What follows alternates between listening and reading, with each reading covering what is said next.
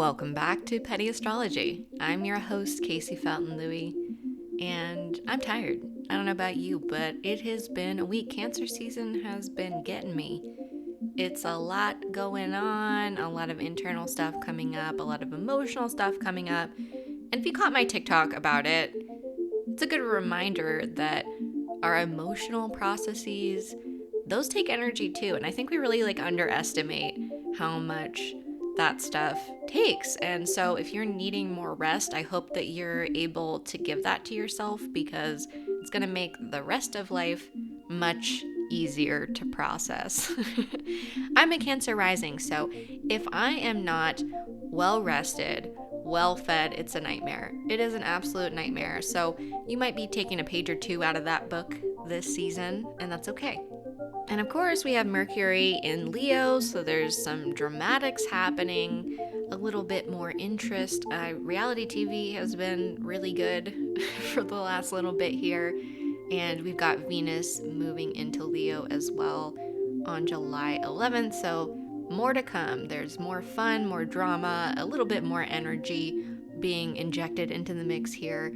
So I'm looking forward to that. I'm looking forward to the Leo coming, because the Cancer has been a lot. I'm with you.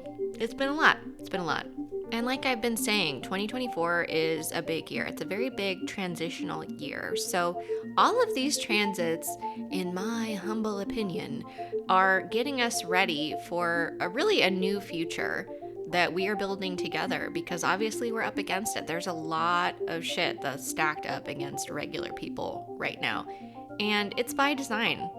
It is by design, and I know that people have accused me of sounding like a conspiracy theorist. It's not necessarily, a bunch of men in a room making decisions and saying, we're gonna fuck all these regular people over. I think it just happens incidentally as they kind of, increase their resources, increase their power. We are just kind of like numbers and workers, that are in the mix, but we're really not the priority.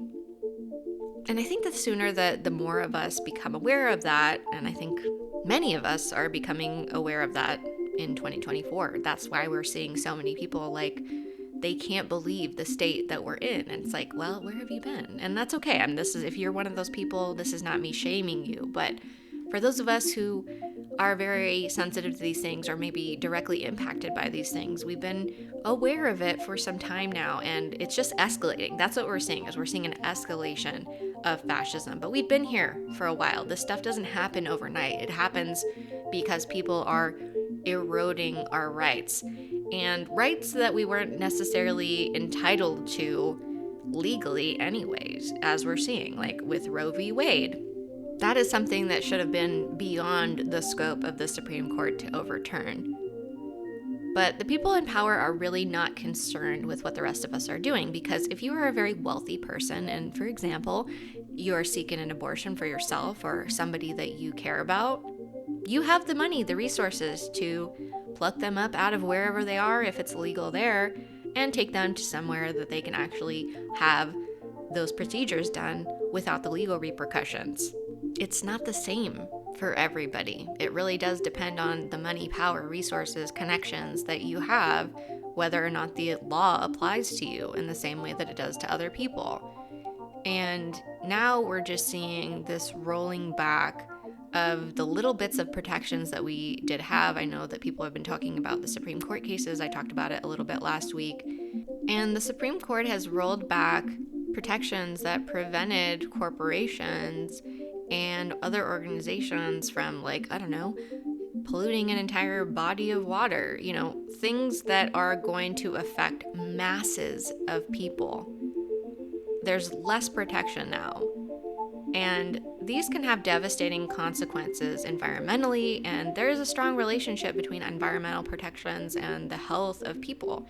Because from my time as a climate organizer, I learned very clearly that, of course, they're not going to do these things in wealthy neighborhoods. These things tend to disproportionately impact marginalized people, people of color, people that are poor, because these are the people that are not empowered to actually fight back legally or otherwise. So it's so important that we pay attention to what's going on, that we figure out where we can get information, that is verifiable, that is trustworthy, because mainstream mass media is never really been for us. It is a mouthpiece for a lot of these corporations that, if you look at the connectivity between all of these major corporations, a lot of mass media outlets kind of trace back to some of the same ownership. There are not enough people that are in control of these large outlets. And so, there have been very clear instances, like I know somebody like John Oliver has done pieces on this stuff, but like they can put out, we want every channel that we own, all these local stations to have this particular messaging. And then, he clipped together all of these local channels saying essentially the same thing. So these are levers that can be pulled if needed, and that's why we're not hearing about certain things on mainstream media. And I think that with the proliferation of social media, we're seeing more and more this big divide between like what's actually happening and what we are being told, like what that larger narrative that we're being sold is.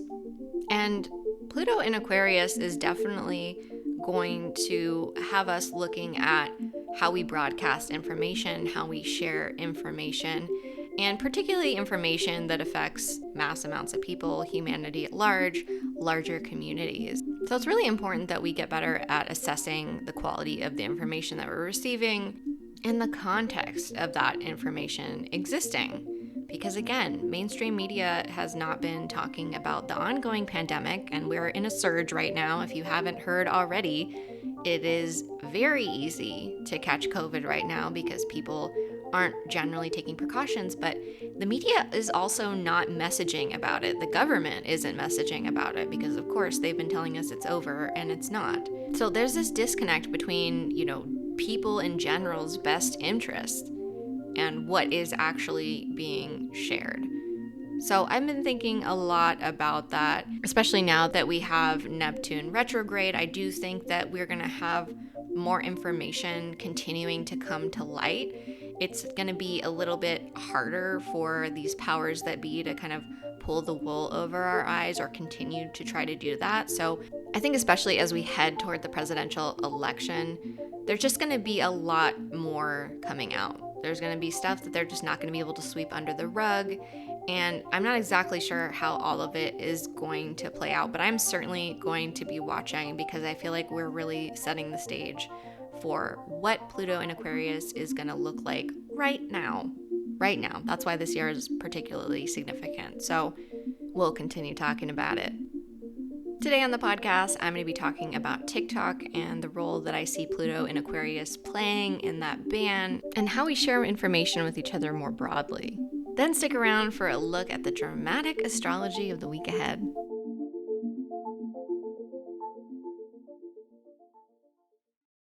We're going to talk about TikTok. We need to talk about TikTok. And I have been preparing for this conversation for a minute now because I've had a lot to say since they've talked about potentially banning TikTok here in the US. And I saw a lot of people very righteously saying, like, of course, we don't want them to take TikTok away from us. I completely understand. I get it. TikTok is part of how I became an astrologer. It's how I've met a lot of people that listen to this podcast. It's been a useful tool for me. So by no means am I somebody that just like hates on TikTok. I was very resistant to get on TikTok back in, I think it was 2020, because it just didn't seem like it was my thing. And I just knew about like the dancing and like I didn't get it. And my younger sister is the one who got me on there. So shout out to her for changing the course of my life forever and ever. But when the TikTok ban started picking up steam, a lot of people naturally were rushing to defend TikTok, to reach out to their representatives, tell them that this was something that they did not want. And there was a lot of pushback, as there should be. But what I did notice is that a lot of it kind of came down to US government bad, TikTok good. A lot of praise for TikTok CEO, and I really don't even know enough about him to comment on it either way. But it's really interesting because from what I've gathered, is that he is a businessman. Like, he has TikTok and it's obviously highly successful, it's highly profitable. But that doesn't necessarily mean that TikTok is our friend. And that's kind of the core of what I wanted to talk about here today, because I think that that has sort of been missing from the conversation. And if you are somebody that uses TikTok on a regular basis, especially somebody that creates content, you may have already noticed that there is quite a lot of censorship on the app. And that has predated all of this stuff happening with the US government. And I do think that it has escalated with the talk of a ban. Like, I have noticed what seems to be more of a crackdown on certain subjects. So, like Palestine, for example, a lot of creators have reported that they're getting videos seen a lot less, that they have had what seems to be retribution against their accounts for posting about Palestine so much, for sharing information about what is an act of genocide. And it's very interesting because over the course of my several years on TikTok, there really does seem to be quite a lot of censorship. I've also seen creators that I follow that share information about the pandemic, about COVID-19, about protecting yourself from COVID. Some of those accounts have even been deleted entirely with no warning. And in fact, this creator that I follow that is very good at educating because he's a scientist, he had his account that was, not huge, but definitely had a sizable following just because there's not a lot of people sharing information about this stuff anymore. And it was just deleted. No warning, no explanation. He showed the receipts. And it's really quite alarming to me that we're kind of in this position where it's like, we know that the US government is bad, that they're not really interested in the way that we can easily and widely share information so quickly on TikTok, and it's not in a United States company. And it really seems like the United States government is not happy with their lack of influence over TikTok so far. And that seems to be partly why they're so unhappy with the continued Chinese ownership of TikTok. And thankfully, the media in the United States has done a really good job of making the average American person believe that the Chinese government and Chinese people in general are our enemy, that they're out to get us. And I'm not saying that the Chinese government doesn't have beef with the US government. That is obvious. But this idea that, like, China bad is something that was and still is continuing to be used to justify these extreme actions that they're taking against this company. And when I talked just a little bit about this ban on TikTok, I even had some random person in my comments that I believe was a liberal. And they were like, well, it's a good thing that TikTok is being banned because it's being used as a weapon by China. So I know for a fact that this thinking is out there, that this thinking is popular. I mean, this was somebody using the app to tell me that it should be banned. I was just like, okay. But it's not unlike what they do with, like, for example, Palestine. They're justifying this genocide because they're like, oh, that's just terrorists. It's just terrorists. And therefore, we can rally the troops and we don't have to care about people there dying in mass because it's quote-unquote terrorists. And that is used to dehumanize an entire group of people and so that we don't care. The government does the same thing with China because as soon as you mention China, people get freaked out because they have been trained that China is the enemy, China bad. And so that's absolutely being leveraged here. But what I really want to point out is that they don't have to sell TikTok. They don't have to ban TikTok to kill it, to gut it. And I believe that they are already gutting it. I actually think that they've been gutting it for a while. And so I'm pointing this out to people so that hopefully that you can observe what I'm seeing too. Because from my perspective, the CEO of TikTok, like, he's made it very clear that he doesn't want to sell the company. And from what I've observed with how they're pushing TikTok Shop, they're really making it a competitor with something like Amazon. They're making a lot of money off of this app. It's a business. It's always a business at the end of the day. But I don't think that they want to sell. And I would bet that there are backdoor conversations happening between TikTok and the US government. And I would not be surprised if they are agreeing to maybe pull back on the Palestine information, maybe not feed that to the algorithm so much, pull back on certain things that were spreading like wildfire and don't seem to be anymore. So I think that they're eroding what we loved about TikTok in the beginning already. I think that they have been, and I would guess that TikTok is playing into that in some way because, of course, it hasn't been sold, it hasn't been banned. So in order for them to kind of keep hold on what they have, I do believe that they are complying to some degree. And we don't even know. This is all conjecture. Like, I don't know what conversations have been had, but I can guess. I can guess based on what I've seen. And what we're seeing with Pluto and Aquarius is control over the masses. The powers that be are going to look to exercise even more control over masses of people. So the government is typically how that power is exercised over masses of people because it's like how the infrastructure of power is laid out, right? And what does that mean though? Like practically speaking, what does it mean for power to be taken? Well, police state. We've already seen the police be militarized heavily over the past several decades. That was not an accident. That was very intentional.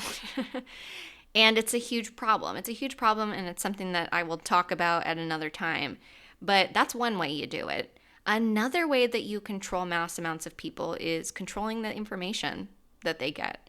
And it used to be a lot easier to do that, as I talked about in the intro, when more people were tuning in to CNN, MSNBC, Fox News, these outlets that are larger and that used to be where people got most of their information. And of course, we've got newspapers and things like that. So when you have control over the information that people are getting, you have a lot of control over them. You don't necessarily need to have police busting down somebody's door to have a certain level of influence and control over them. And so as we've seen social media become a more primary source for people to get their information, and things like TikTok, I've heard so many people on TikTok say that it is their primary source of information and that the reason that people love it is because they learn so much on it. And that's one of the things that I really love about it too. But with Pluto and Aquarius, we really need to be very aware that this is another tool that can be co-opted for the powers that be to continue exercising their will, to continue influencing us, whether we recognize that influence happening or not. And therefore, we need to be very protective of things like this. And at the point that I'm at right now, I really don't think that it's all down to TikTok. At this point, what I am hoping for is that we are in a place where people that do coding, app development, things like that, that there is a group or groups of people out there that see the issue and that want a more democratically run algorithm. Because again, these corporations, they don't have our best interest in mind. Just because it's a Chinese company doesn't mean that it has our best interest in mind.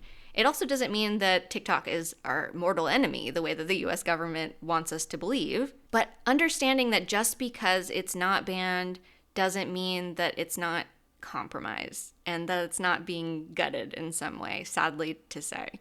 Users of TikTok know that there is a mass amount of censorship on there. Like, you can't even say certain words because we've developed this entire other language, like grape for rape and unalived for killed, because these are things that even if you're not threatening somebody, it doesn't matter. They just don't want you to say those words. That from the get-go really made me uncomfortable.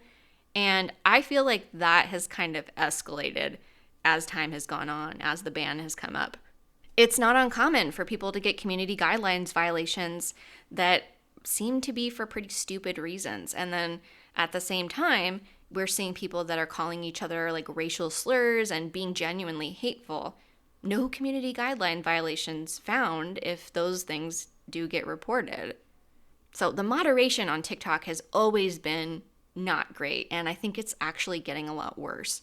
So another thing that TikTok has said in the past is that they want TikTok content to be positive. They actively want us to, positive vibes and high vibes. It's really silly. Like, they want us to come on and be positive all the time. And those videos, they've explicitly said, are more likely to be eligible for the FYP, meaning that they get more fed into the algorithm and therefore more eyes are on them. So if you talk about something like what's happening in Sudan, what's happening in Congo, what's happening in Palestine, those are not generally topics that are happy, happy, joy, joy, right?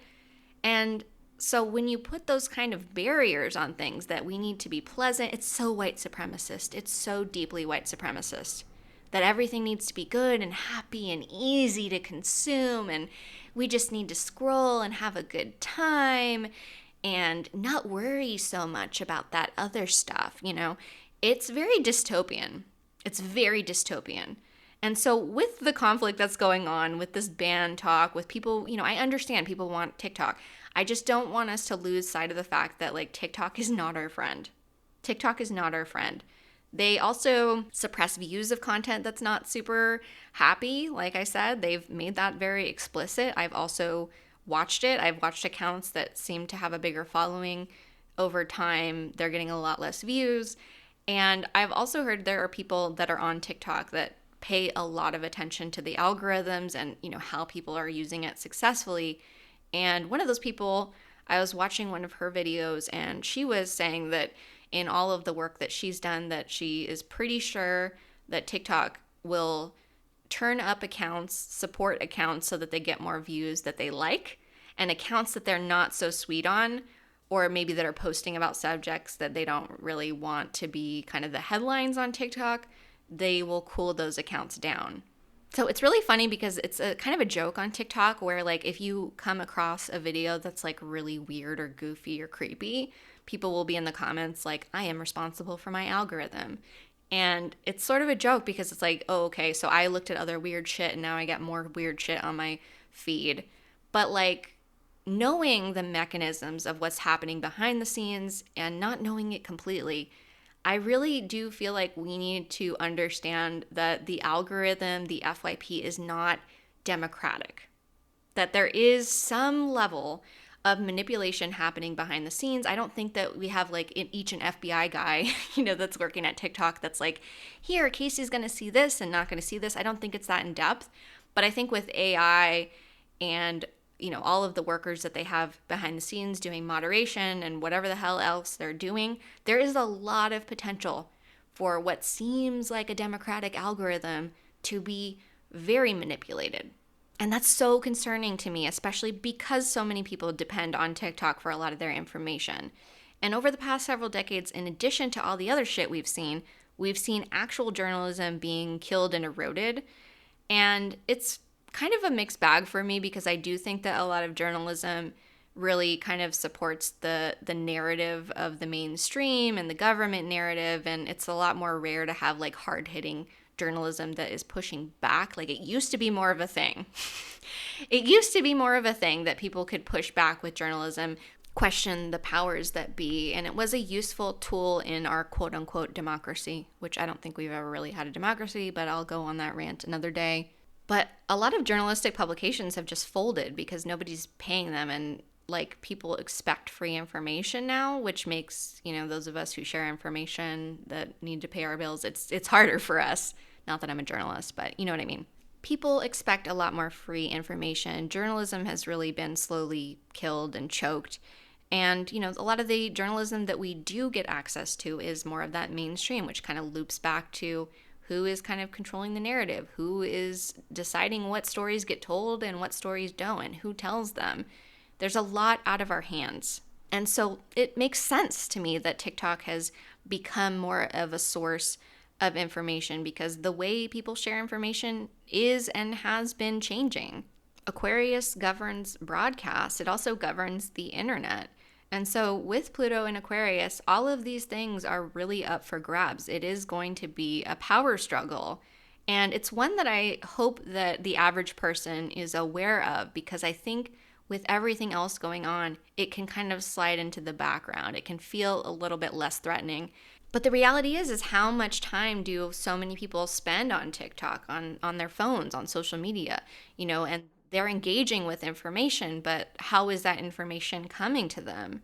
And so if you are a person that is on TikTok and somebody that has used it to share information about important things or just talk about yourself, your life, your work, you might have noticed some of the suppression happening depending on the type of content that you make. And I don't think that the headline here is that we all need to get off TikTok and stop using it.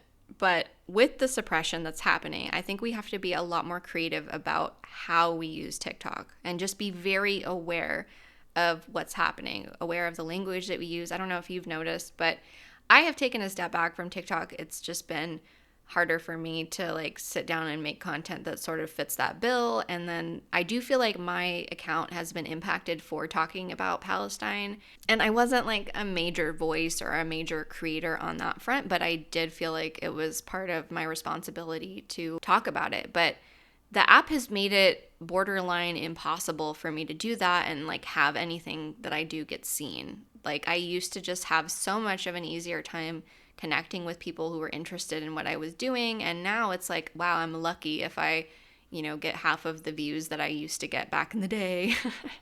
So I think we need to use it creatively. I think maybe for some of us that talk about more serious world events, we might consider not talking about those things as much on TikTok. And if we do, we have to kind of talk around it, which I absolutely hate, but I think that's where we are. Another suggestion that I would give if you are somebody that makes videos on TikTok is to not rely on TikTok completely. I personally have been bolstering my presence on YouTube. We've been filming more episodes of the podcast, and I just think it's really important to not have all of our eggs in the TikTok basket. Because TikTok used to be this thing for small business owners and educators and all kinds of people to get on there and connect with people and build community. And it's still possible, but it just feels so much harder to do it than it used to be. And I don't think that TikTok is necessarily our friend. They've said that they are, in support of small businesses and the little guy. And I think that those are lines that they kind of have to say to the US government to like point out, a lot of people rely on this for income. And I think that's like one of the reasons why the US government has been a little bit more tiptoey around what they want to do with it, because I think that the backlash against the ban would be really huge. But I also think with everything else going on, that it's kind of fallen back. I have not seen as many people talking about the ban or up in arms about it because I feel like there's just so much else going on.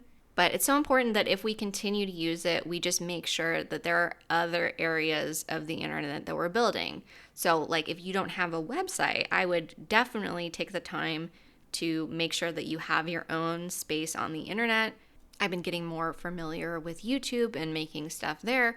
I also started a Patreon. The great thing about something like Patreon is that it's not subject to an algorithm. So I am able to connect with people that subscribe to me, and I don't have to battle the algorithm. I feel like I can actually speak freely on Patreon, which is like astounding at this point, because I do feel so restricted on TikTok. Like it's really not a place where somebody like me, I feel like my views tend to be kind of controversial and unpopular, or they have been historically, hopefully not anymore.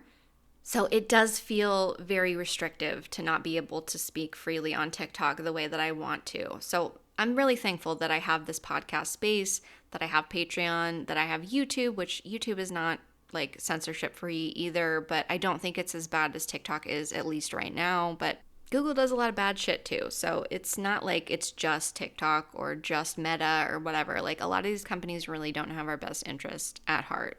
And with Pluto and Aquarius, it is the right time to branch out, to do things differently.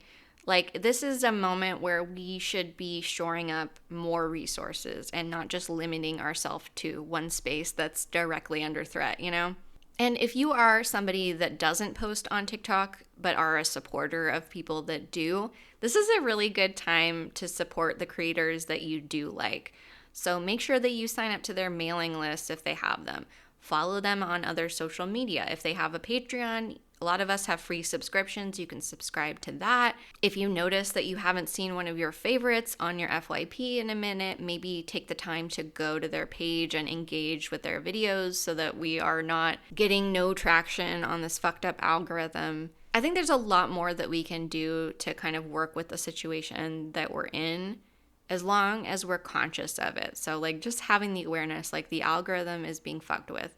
Therefore, if there are creators that I really care about, I need to kind of go out of my way to engage with their content a little bit more and engage with them. Because especially for us little guys that don't make money off of TikTok, I make next to zero. I've made maybe $20 on TikTok the entire time that I've been on there. It's like not a source of income for us little guys, but having that engagement is really important. Having community around us is really important. And it helps people like me who are very frustrated with the app continue posting and like coming back to this difficult situation and like willing to go to bat with this fucking algorithm day after day. So thank you to the people that are always like right on it when I post. I really appreciate it. It does make me feel like I'm not speaking into a void, because that's one way for me to like absolutely shut down and stop doing the whole thing. If I'm like, nobody's listening, so who gives a fuck, you know? Another thing I want us to keep an eye on is, again, I really hope that there are people out there that are developing a more user-oriented algorithm, a more democratic algorithm outside of these traditionally owned corporations, because they have never had our best interests in mind. It's really about money for them. Like, they are making a lot of money off of our data, off of people making content on their app and spending all their time on there. They're not doing us any favors. Like, it's not just a charity thing. We really need to understand what we're playing with here. And in the event that we see people developing these other apps, we might want to keep in mind that it might be worth paying like $5 or $10 a month for an app that we have a more transparency around the algorithm, that is more democratically run, instead of doing this cycle over and over and over where we get on these apps, they become a big part of our lives and sharing information, and then the company inevitably fucks us because, again, they don't care about us being seen, our visibility, our messages, our work. They care about their bottom line. So investing your time, your resources, your support into things that are better is going to be really essential as we move forward. And with Pluto and Aquarius, it's entirely possible that we can come together to do that. We just have to do it. We have to actually take the steps. It's not going to just happen because Pluto's in Aquarius. It's not like waving a magic wand. We are all playing this game of life. You know, we have to take the steps, make the decisions, put in the work if we are capable of doing that kind of work. And if we're not, we got to be supporters. We got to be supporters. The way that we share information with Pluto and Aquarius is changing a lot. So it's just really important that we understand like how big of an impact that has on us as a collective and as individuals, of course, because we spend a lot of time and energy on these apps now. Like, so much of our lives are online. The internet is a crucial part of how a lot of us make our money and how we build community and how we connect with each other. And I think that we still have a lot of this old carryover energy of like, the internet is just a fun, crazy place. And it's so much more than that. So we have to fight back. We have to be very active about it. We have to understand that where we get our information matters, how we get our information matters, and that these algorithms matter. They're not automatically democratic. They're not automatically on our side just because it's on the computer, you know? And in terms of the ban, like I said, I don't think they need to ban it to kill it. And I really want us to remember that as we go forward, because I know that the legal battle is proceeding. And I think that when we have these litigation situations, it can feel very black and white. It can be like, oh, we won or we lost. Even if TikTok manages to escape being banned, which I think it could, I really think it could, I think we need to not take that as a win. Because I think that something else that is happening with Pluto and Aquarius is that humanity in general is having to wise up. We are having to be a little bit smarter about this shit. And just because somebody's saying, oh, you won, you're not banned, doesn't mean it's a good thing for us. It doesn't mean that there's not backroom bullshit happening, that there are not strings being pulled to manipulate the information that's coming at us. So we are going to have to train ourselves to look deeper, to assess the quality of information. Just because a lot of people are saying something doesn't mean it's true. But they don't have to ban it to kill it. They can gut it. They can gut it right in front of us, and they'll probably still feed it to us and be like, isn't it good? But some questions that I would like to leave us with. What does an ideal algorithm look like for you? Like, what does it mean to have a democratic algorithm? What parameters would we want to put on an algorithm? Because we've seen on TikTok many times that like completely conspiratorial false information has spread rapidly. And that is a danger with something like a TikTok algorithm. Yeah, good information can spread, but so can not so good information. And who is deciding what's good and what's not good? How should we adapt to the flow of information in an age where disinformation spreads so fast? Is it safe to let a corporation decide what belongs in our algorithm? Is it safe to let our current government decide what's in our algorithm? And if the answer to those questions is no, who should be deciding that? That's something that we really need to figure out as a collective. And I know I just threw a lot of information at you, but I'm really looking forward to hearing your thoughts. So if you have answers to any of these questions that you'd like to share, I hope you'll join us over on Patreon. You can join for free. I post every episode of this podcast over on Patreon, and there's a comment section. You can talk to other people that listen to this podcast. You can talk to me about it. And I would love to hear your thoughts, especially because this impacts us all. And with the legal action against TikTok, I'm sure that there will be more information coming out in the very near future about how this might all play out. But again, if they don't ban it, I think that they're banking on people just assuming that that means everything's okay and there's nothing to worry about and just keep using it. But as I've said, I think it's a lot more complicated than that.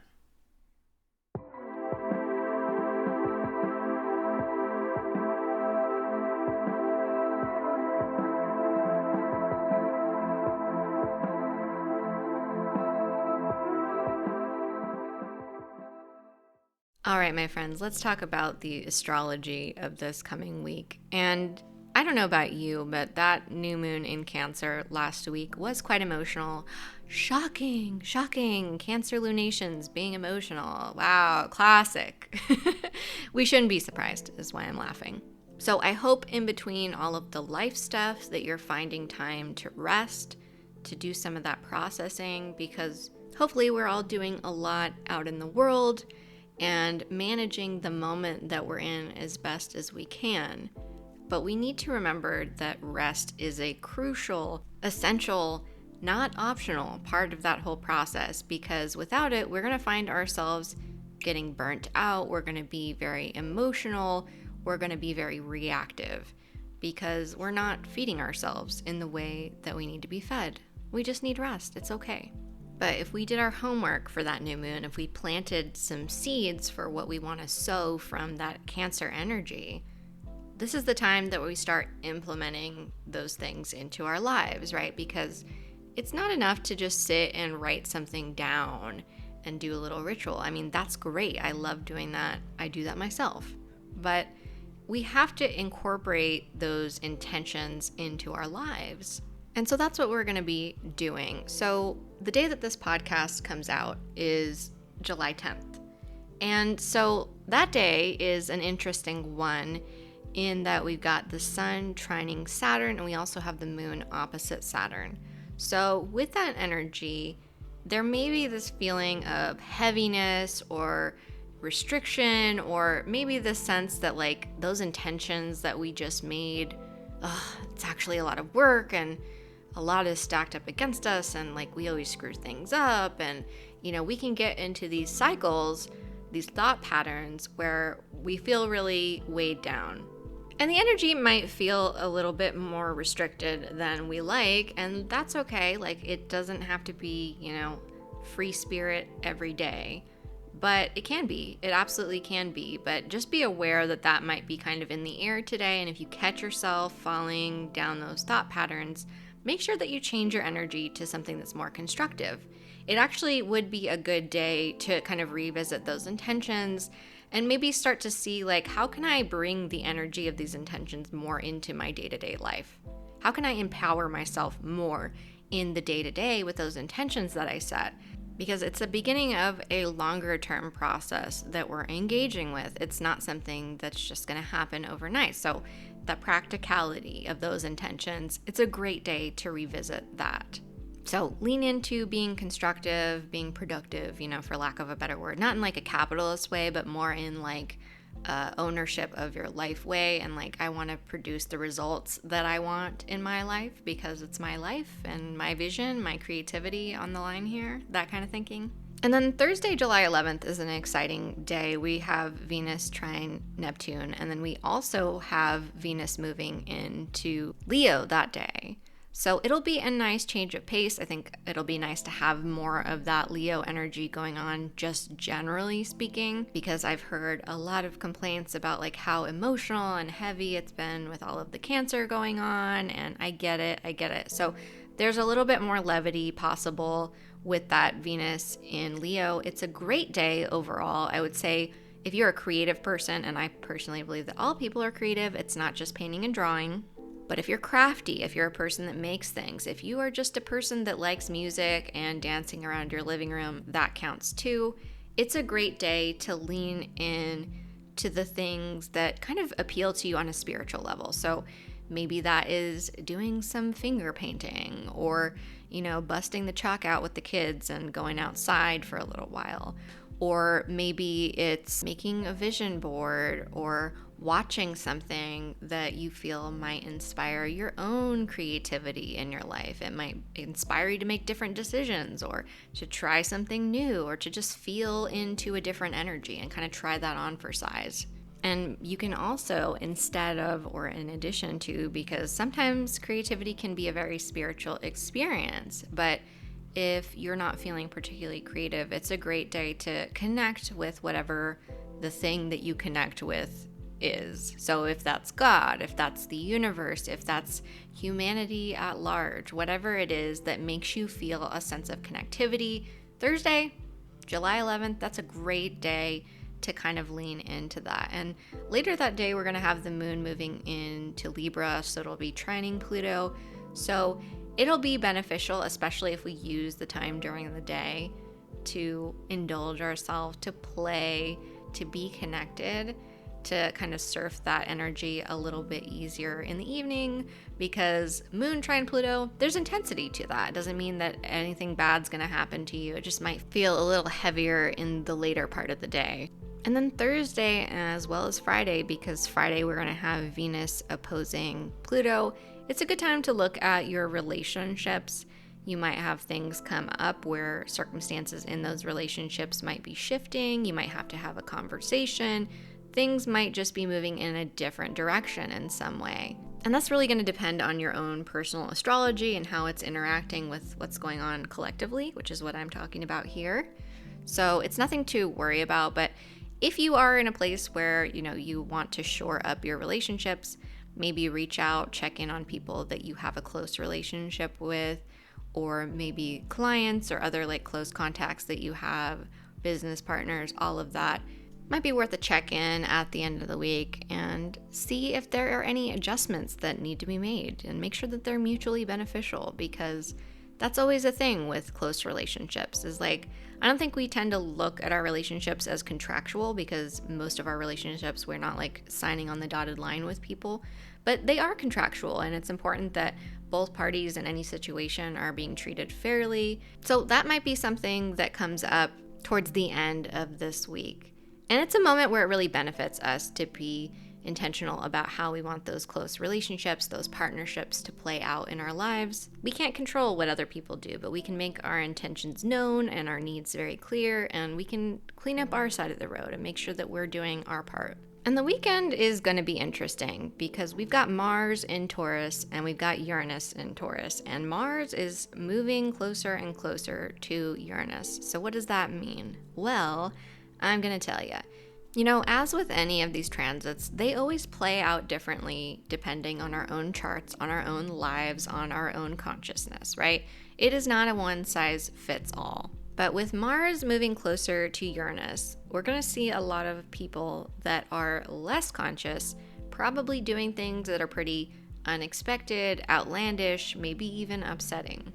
And with this energy, it is going to feel easier to fall into a sense of anxiety. We might feel like we're kind of crawling out of our skin and just like, I need to go, I need to get out of here, I need to detach, I need to run, I need to do this. And hey, do what you need to do. It's your life. But we want to be conscious enough to not be doing things that are harmful to ourselves or so disruptive that we're just like fucking our own shit up. So I think if you are a person that likes going outside, that likes interacting with nature at all, I think this weekend is a really good time to be as grounded as possible. And we don't want to aim for perfection here, because I do think that with this energy, it is going to be difficult for us to feel completely grounded. But if we can go and touch grass, or, even just taking a walk around our neighborhoods, hopefully if we live in a place that we can do that, that's great. That is a really helpful tool to have at this particular moment. This is also energy where a lot of us are going to become probably very suddenly aware of the way that we need to do something differently. So this can be inspiration. I would definitely be holding my hands out for lots of inspiration through this whole week, but it may come to our attention for whatever reason that we need to approach things differently, that we need to do things differently, and maybe that we need to do things in a way that we become more aware of how our individual actions impact the collective, because we live in a very individualistic society. It's about me, mine, and we don't think so much about how that part of things impacts other people, even though it very much does. And with all of the other energy going on, because of course none of this energy ever happens in a vacuum, it happens in the context of all of the other planets and everything that's going on with them. And we are in the Pluto and Aquarius era. So I would not be surprised if we're going to have more events that lead to people waking up and realizing, oh shit, the things that I do impact other people, and the things other people do impact me. The first example that's coming to mind is COVID. We are in a COVID surge. A lot of people are not taking protections. They're not protecting themselves. They are spreading this disease, this virus, under the guise of personal choice, live and let live. But the reality is we've known from the very beginning that you can spread COVID. You can get COVID and spread it to other people and have zero symptoms. That should be very scary. So the individual choices that we make matter. They really matter, because we can do things that end up harming other people or even killing them if we're talking about COVID. And that's something that we should care about if we care about collective liberation. Because yeah, we should protect ourselves. We should take agency over our own health and the well-being of ourselves and the people we care about. But the reality is we exist in a society, in a collective of humanity. And we have a situation where people are getting on and off international flights every single day. So what somebody does here does affect people on the opposite side of the world, regardless of whether we know them by name or know anything about them and their culture and their lifestyle. We are so interconnected. It's unbelievable. And I think human beings on a mental level are like kind of playing catch up with that concept, because it can feel overwhelming to process that the things that we do here, a lot of our, universities are invested in arms dealers that are directly funding the genocide in Palestine. A lot of us buy technology that is powered by things that are mined in Congo by children and people that are not too far removed from slavery. And they're doing that at the behest of companies that are paying them low wages to make stuff that a lot of people in the Western world are using. So the things that we do have a cost. They do impact other people. They do affect other people. And that's one thing that I can really see coming out of this energy, is like even more awareness of that. And if that comes up for you, if you are becoming aware of something and you're like, oh shit, I need to change the way that I do something, that is right in line with this energy. You should make the changes that you feel you need to make. Because as we go forward, fascism is rising globally. Like, I know the people that think that they leave the United States and they're going to just be scot-free. That's delusional.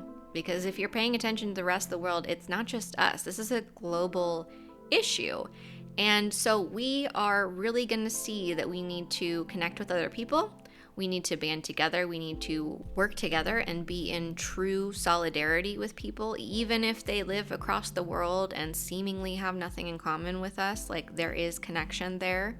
And there's a lot of power to be reclaimed if we work together, if we collaborate, if we see ourselves as a unified front that demand a better world, that demand that things change for collective betterment. We have that power. So this energy could definitely have a radicalizing effect. If you are already radical, it may be possible that you find a way to do things in an even more radical way. Be open to that, be mindful of the decisions that you're making, and be open to the fact that maybe the things that you're doing now are not the best way that you could be doing things. Because that's how we grow. If we let ourselves be inspired, if we let ourselves try new things and maybe not even be good at them right away. And that's totally okay. Let the weight that you're feeling right now about life, about the state of the world, inspire you into action, into innovation, into doing things in a better way. Because that is exactly how we're going to build a better world. If you are not already a sponsor of this podcast, why not? Why not? We have a beautiful Discord community called the Astro Den, where we talk about astrology, spirituality, the world, and making it better. And it's one of the perks you get as a sponsor of this podcast, along with all of the other astrological information and bonus podcasts that I put out each month. So the information for that is linked in the show notes. This podcast is brought to you by my sponsors over on Patreon, so special thanks to them for making this possible. And I will see you all next week for another episode of Petty Astrology.